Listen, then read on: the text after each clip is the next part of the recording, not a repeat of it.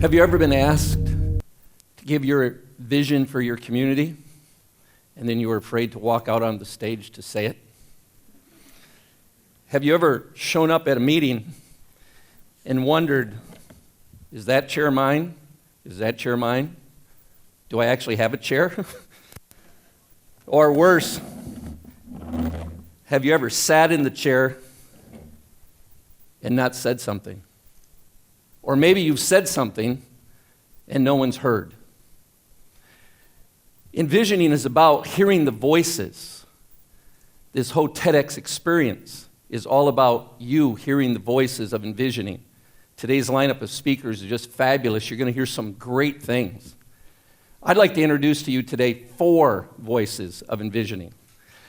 You might be able to identify with all 4 of them when you leave the room today. You're going to say, hey, that's me. That's my voice. On the other hand, you might only be able to possibly identify with one of them. What my hope is that your voice will be heard and not silent. As we build an envisioning community, in order to have an engaging conversation, all these voices have to be heard. And when they're silent, what might happen is we actually erect an envisioning idea only to see it eroded later. The first voice I'd like to introduce to you is the seeker voice. The seeker is that person who says, hey, I got an idea. Do you know this person at your work, at your community? They show up every day with a new idea. They get up in the morning and they take a shower and they get an idea. They get in their car and they drive to work and they bake the idea. They get out of the car and they frost it. And then they come in and they lay it before you and they say, this is my idea. And you're like, seriously, dude? And you blow the idea up and it blows all over their face. That might discourage you and me, but not the seeker, because if they have cake all over their face, you know what they have to do? They have to take another shower. And you know what happens when they take another shower? They get another idea. And so the process goes and it goes. The seeker is that person who's able to float the new idea. They're the balloon that just flies away, and they have these great ideas to tell everybody about. I remember when I wrote on this back in 2009, my wife and I took a trip across the country on the Harley. And we were in Oklahoma City on July 5th, 2009, and we woke up and I said to my wife, honey, let's put the GPS away, let's put the maps away, and let's just ride. She kind of just looked at me a little bit, and she said, well, honey, we're supposed to be in Amarillo, Texas at 6 o'clock tonight, because I made reservations at this restaurant that has this great place, and we had to make it ahead of time. I said, it's only this far on the map. How could we miss it? You know what happened, don't you? Sure enough, I got on the Harley. To my defense, there was no sun that day. So, there was cloud. I couldn't see, so I didn't know if I was going east or west. I did not end up in Amarillo, Texas. That was a sad day. It was a very lonely day. Especially that evening, it was a very disappointing day. 2 weeks later, we're on the way back, and we're in Yellowstone. And this guy rides up beside me on a bike. He said, hey, you're going to the biker rally in Red Lodge, Montana? I'm like, Red Lodge, Montana? Yeah, and he said, but if you go there, you've got to go over Beartooth Pass. It's 12,000 feet in the air. There was snow there yesterday. Well, now we're in about the end of July. I'm like, Beartooth Pass. Who doesn't want to ride a Harley in Beartooth Pass? When I looked at my dear wife, bless her heart, beautiful brown eyes, she had 2 words in each eye. Amarillo, Texas. There was no way we were supposed to go there. But can I tell you, I don't know if you've ever been to Beartooth Pass. It's at the feet of God. It's so beautiful up there. Sometimes the seeker ends up in Amarillo, Texas. Sometimes the seeker ends up at Beartooth Pass. In our community, we must have the seeker's voice, because it's the seeker's voice that gives us ideas, that moves us along. How many seekers are in the room here? You got that? Yeah, there's a few of you. We love you for a moment, okay? You have that seeker. Now, the second voice I need to introduce to you is called the lover voice. The lover voice is just what it means. They're in love. They're in love with something. They hold on to something.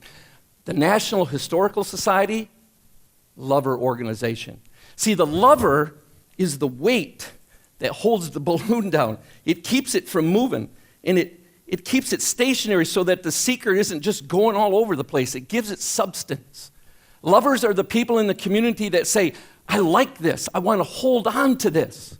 Now, of course, the lover can, and often does, hold on to the wrong things.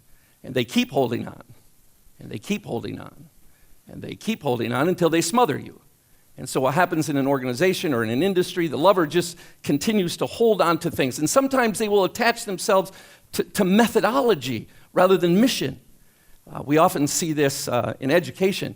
Teachers are extremely in love with teaching, which they ought to be. And sometimes I'll ask them, are you in love with learning? Because teaching is just a method by which learning takes place. I think our newspaper industry, you're going to hear about later this afternoon, was at one time in love with paper and print rather than being in love with conveying of news. So the lover can get in love with these particular things and lose sight of what we're all about. But in our community, if we don't have the lover, what happens is we lose our stability, we lose our values. And if we don't give the lover a chance to hold on to these things that we truly hold on to, and we don't listen to that voice, we're in trouble. But if the lover's voice starts out this way, well, we've always done it this way. We're in hard times. Maybe just one word for that: Kodak. When's the last time you bought film? You see, the lover holds on so long that they won't change and do what the seeker wants to do. Seeker, lover. How many lovers are here? Oh, a couple of you, you're like, I don't want to say I hold on to things. Ask your spouse, they might change your mind on that definition. The third one, you're going to like this guy. It's the destroyer. The destroyer. Think about the destroyer. Even the word conjures up fear in our hearts. If your voice was the destroyer voice, what does that sound like? Well, the destroyer is that voice that says it's time to move on. It's time to let go. If you've ever gone up to someone and said, you know what? I think you should let go of that. There was the destroyer voice. See, the destroyer walks around with a pair of scissors. And they just want to dismantle things and say it's time to let go. So they take the little string that's holding the balloon and they just say, let it go. And they walk around and they say, now think about that. Who would like to be the destroyer voice in the community? See what I'm saying? That is so hard. But if we don't have the destroyer, here's what will happen. We'll start creating a bunch of ideas for the future, and we'll keep holding on to the old ideas. You know what happens if you keep creating and keep holding on? We call this hoarding. And we have this in our communities. Today, you're going to hear speakers who are talking to you about letting go of things and moving into different areas. They're going to have a destroyer voice and say, it's time for us to dismantle. We tend to think of destroyers as bad, but the destroyer allows us a freshness. At the end of the year, we do New Year's. We get rid of the old and we bring in the new. That's destroying. In the springtime, we do spring cleaning. We get rid of the old, we bring in the new. My wife said to me, we live on a boat, and she said to me last month, she said, David, we need to go to the storage and clean out the storage. And I'm like, clean out the storage? I was just there. It looks really good, because when you live on a boat, you don't have a whole lot of room, so you have this storage. She says, no, not that storage, the other storage.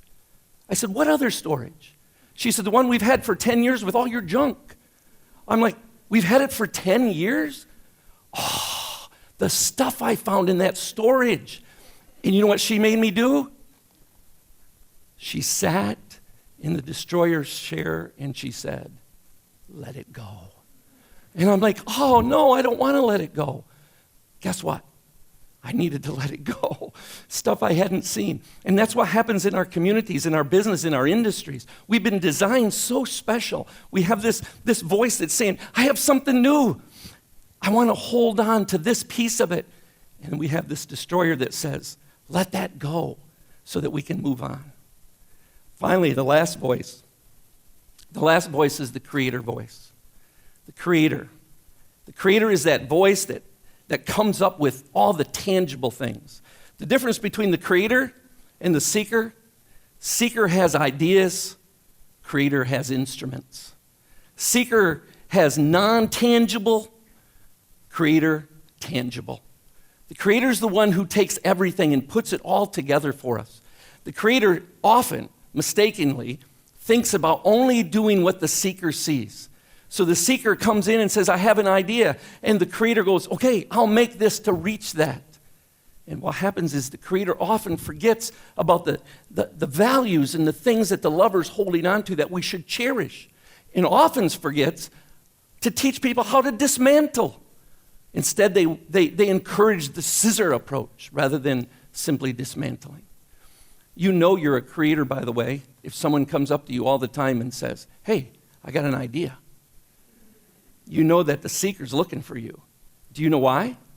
Because the seeker recognizes in you that you're a person who makes things happen. You put things together. You make things tangible. Today, you're going to hear some ideas. You might be spurred on to think about doing something with those ideas. That's the creator. And if we don't allow the creator's voice to come in, what we have is talk. What we have is holding on, embracing. What we have is destruction. We have to have the creator's voice because it's the creator who makes all of this happen. In our community, this has actually happened for all of us. Down at the mall in our area, there is on the corner, a wonderful little place. It used to be called Perkins Restaurant. I used to go there every morning. And Barb would serve me coffee. I can remember showing up one morning and I went up to the doors and, what the heck's going on? Where's Barb? How am I going to get my coffee? Big sign, Perkins is no longer in Michigan. Seriously? Who thinks that way? And I'm like, don't worry, that's the day I discovered Starbucks. I'm happy. But every day I would go past that Perkins and I would look at that place and grass would grow up and things would just not look right. And then one day, you saw it, I saw it, they started to do something with the building. They started to take the east side of the building down. And they started to take the south side of the building down. They took a little bit of the roof off. Now, I'm sure most people just drove by and said, well, that's interesting. I wonder what they're doing. Not me. I called up. What are you doing with that building? Because I'm a little bit of a seeker. Well, we're going to put a Five Guys Burgers in there. Oh, wait a minute. You can't put a Five Guys Burgers in there.